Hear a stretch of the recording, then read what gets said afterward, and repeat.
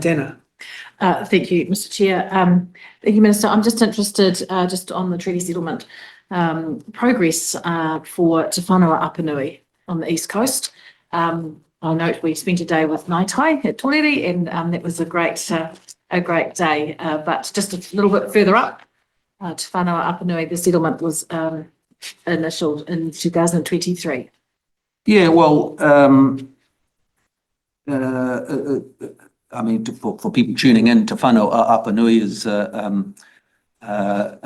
based on the east, the sort of the western side of the East Cape, going up, looking back towards Whakatane and Opotiki, but further up that coastline. And you're right, the previous government did initial a settlement less than 3 weeks before the election in 2023.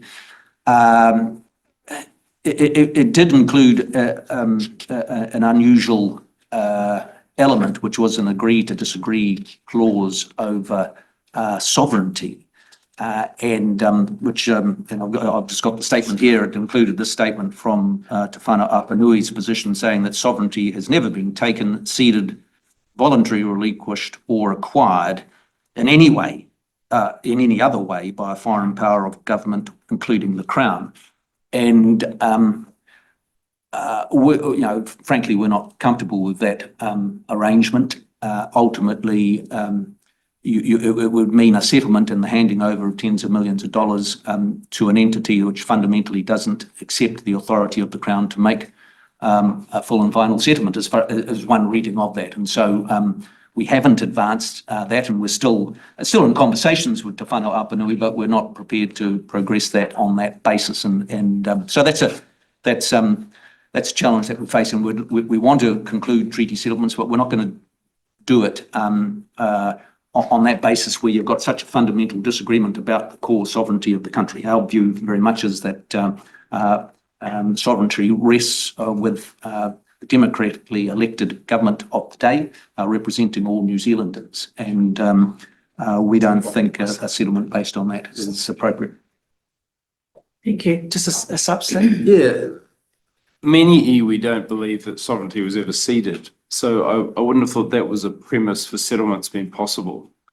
Well, this would have been the first time that you had a settlement with an explicit agree to disagree clause in the settlement, where like I say, the people settling and say that they've never ceded, it's never been relinquished, never acquired in any other way. Now that was their view, and they're entitled to that view. But fundamentally, if we're coming to a settlement, which I think the broad public support for treaty settlements rests in large measure on those settlements being full and final settlements. Now it is an issue. It is an issue that two parties in government and Parliament today, your party, the Greens, and Te Pāti Māori, effectively don't seem to agree with the idea of full and final settlements. But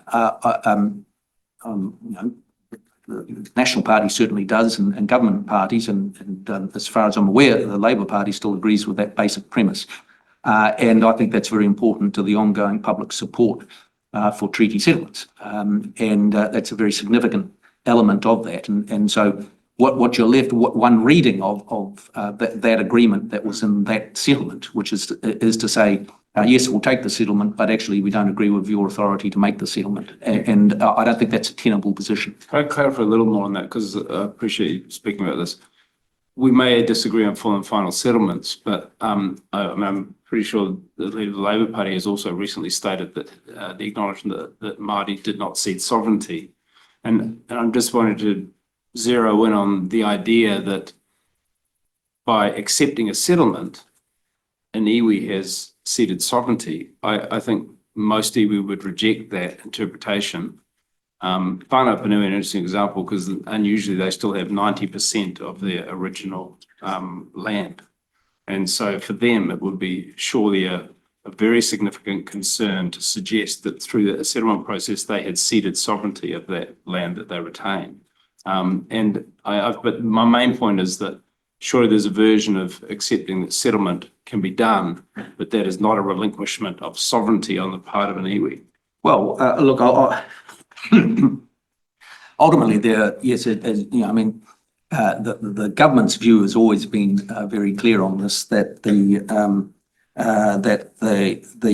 sovereignty was established by a process of constitutional and jurisdictional steps, starting with the signing of the treaty, followed by the proclamations by Governor Hobson in May 1840 and the gazetting of the proclamations in May 1840, and then has been asserted and held ever since. Yes, people can debate about what was in the minds of people when they signed a treaty, but we're very clear that through a series of processes after that, the sovereignty is held by the democratically elected people of the day, as expressed through the government that we have in New Zealand. And we're not moving from that position. Ana Rapiti. Just supplementing off that, tēnā rā koutou, tēnā rā koe te minita. Just supplementing on to the partais before, around the Te Arawhiti Ngāti Tari Whakatau previously reported to the committee that some of the milestones that it would like to achieve by 2035 is all treaty settlements completed, one of those being Ngāpuhi, which obviously we talked about being our largest iwi and most complex iwi. The reality is that without a doubt they're going to add in that clause that Tfano Aanui are stating as well. So what's the coping mechanisms moving forward in order, knowing that Ngāpuhi will probably have one of those clauses as well? Well, that'll be form part of the settlement and as part of the discussions. But we're saying, very clearly that, I don't think there is a strong public mood in this country for the idea of multiple sovereignties. There can be lots of discussions around what tino rangatiratanga means in 2025 and 2030 and how that can be expressed. And I think there is room for discussion around that in terms of the provision of public services in the far north and control over one's destiny. But where it comes to sort of formal understandings around sovereignty, our view is that that is held by the democratically elected government of this country, and we're not going to move from that. In discussions with Iwi Minister, has there been any coverage of the issue of water ownership and any potential or any of the treaty negotiations that you're currently undertaking? Well, I'm not aware of any discussions of ownership of the actual water. No, there's always discussions around rivers and the sort of resource management discussions around that, but not of water itself.